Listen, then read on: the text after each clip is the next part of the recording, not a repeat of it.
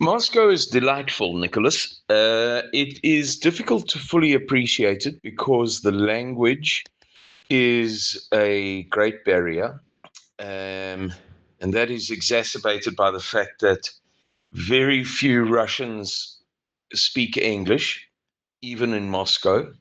Of course, in certain quarters, everybody speaks English, but they are very, very limited.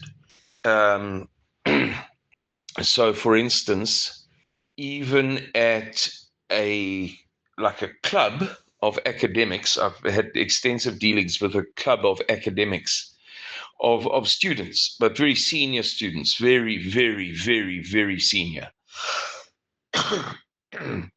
Many of them won't speak Russian. English. So you've got the language that you don't speak. You can't resort to speaking English in many cases, in most cases.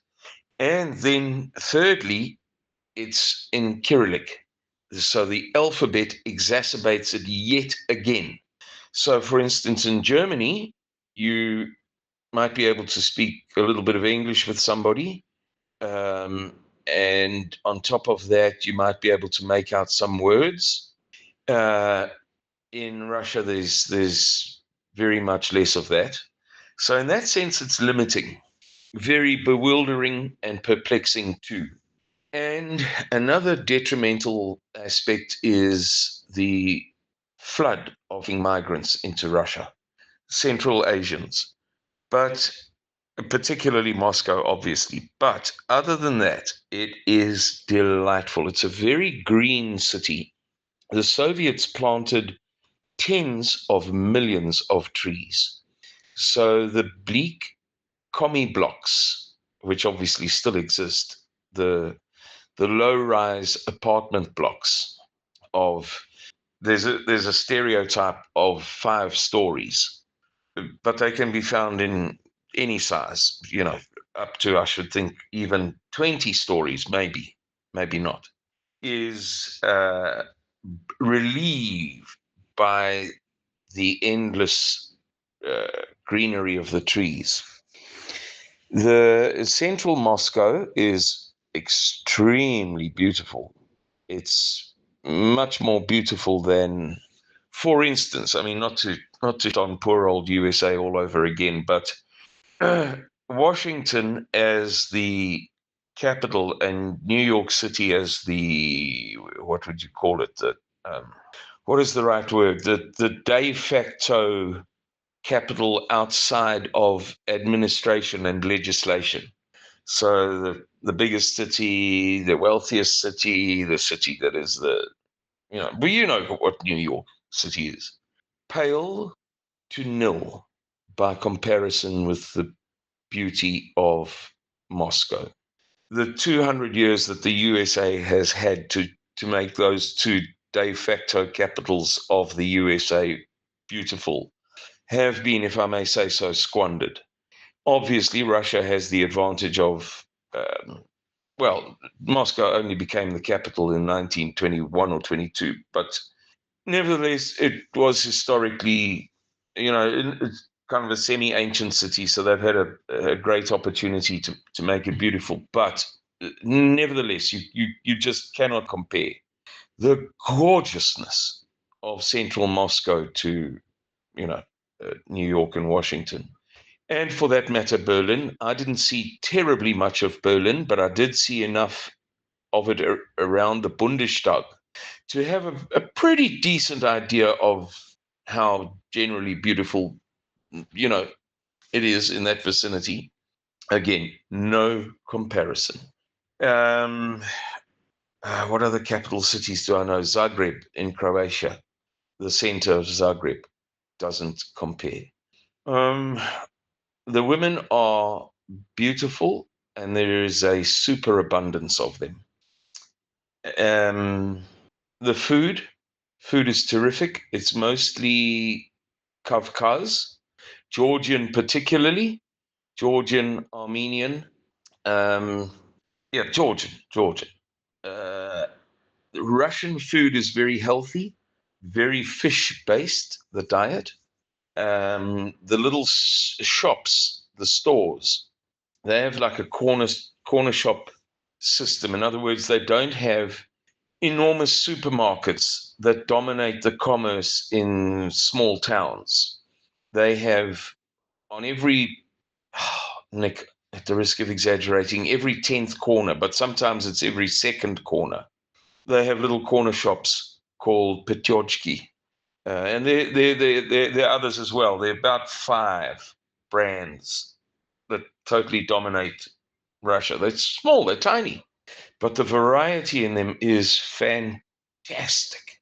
Oh, a shop 1/5 the size of a Whole Foods might have triple the variety of a Whole Foods in the USA. The public transport is splendid. Here where I am, which is a little bit far flung, I needed somewhere affordable, and also my host here wanted me to be nearby him, and he was dead right about that. So I'm about 25 kilometers as the crow flies. I'd actually need to take a look at that. I could be quite mistaken, but about yeah, about 15 to 20 miles as the crow. I might be messing this up. Anyway, from the Kremlin, and I have metro within walking distance, tram within walking distance, and bus within spitting, as in almost literally spitting distance. The bus stop is maybe 30 paces from the hotel. The buses run every 10 minutes from 6 in the morning until 10 at night. Yeah, and the Moscow's metro, I mean, it's legendary. Go anywhere. Tram system, absolutely splendid. The train system, as opposed to the metro, so the above ground train is, I haven't ridden it, but apparently it's very, very good. And it's a must do kind of experience, they say. Museums and parks and that kind of thing, I don't typically go visit them because I don't want, in principle, to fall into the habit, to do it at all, but worse, to start to make a habit of spending other people's money on jaunts. So I don't do the tourist thing at all. But there is a super abundance of that kind of thing.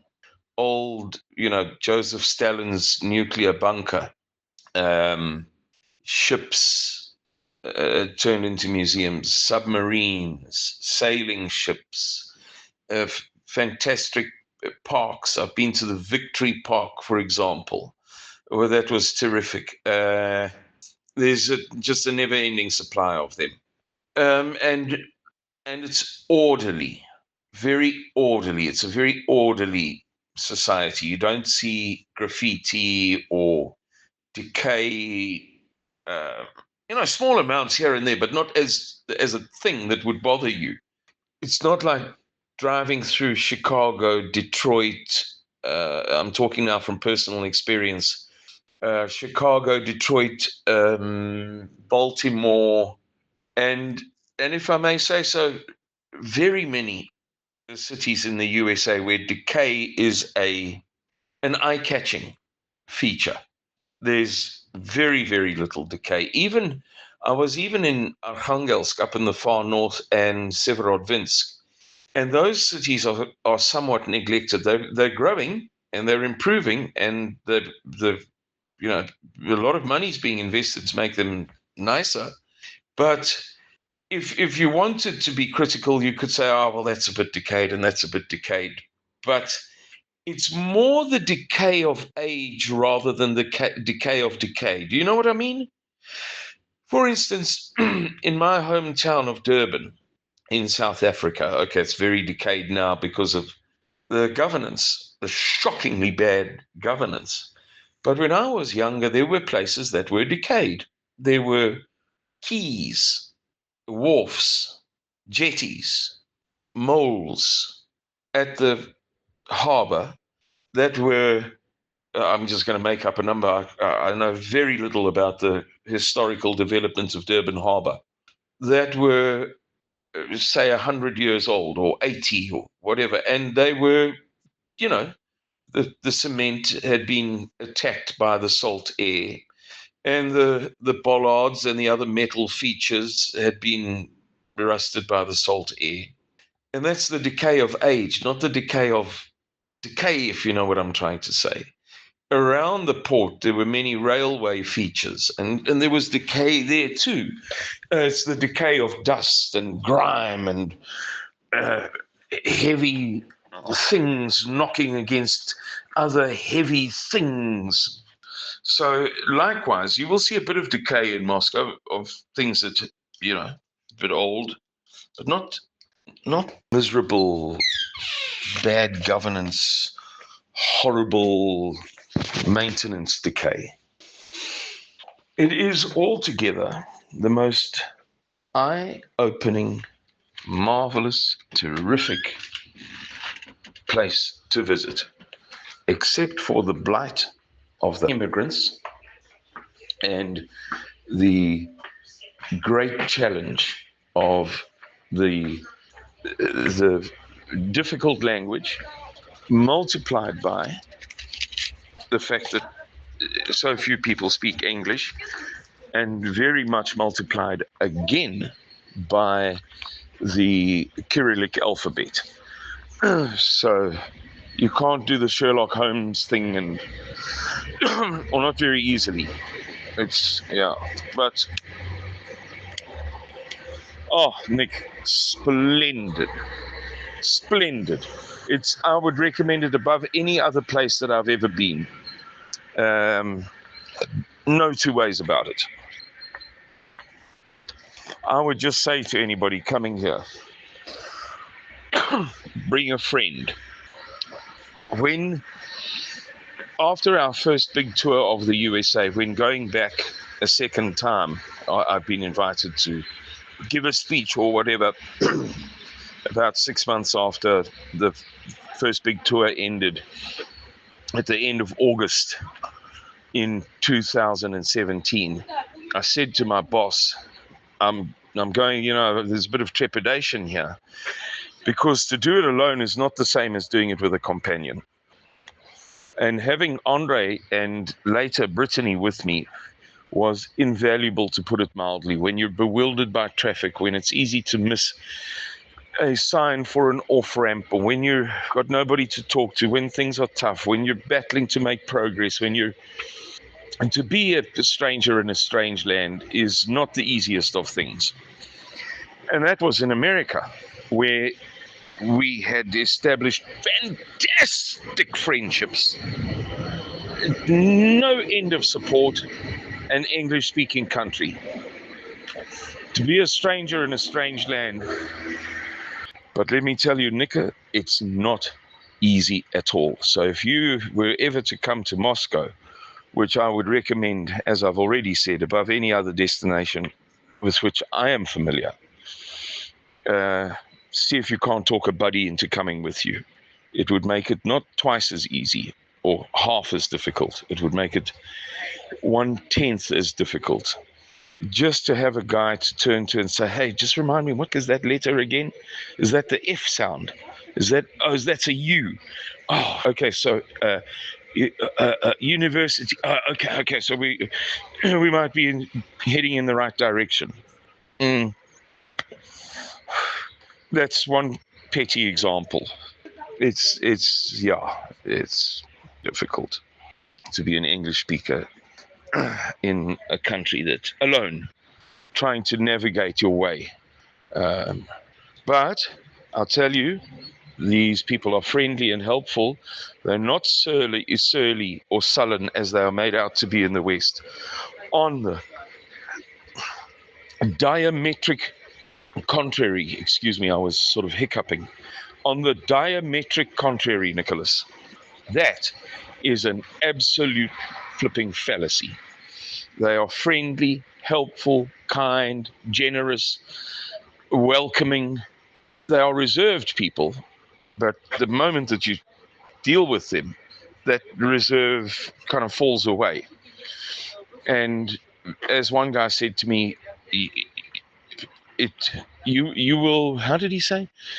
You will extract the benefit of being a foreigner, but we are like this with one another. Perhaps not quite as much as you will find that people are toward you as a foreigner. They'll go extra out of their way to help you, he said. But make no mistake, we are like this with one another anyway, just among ourselves. It's how we are. So they don't walk around with idiotic grins on their faces and make loud blandishments signaling their Christian generosity or whatever, as we do in the West.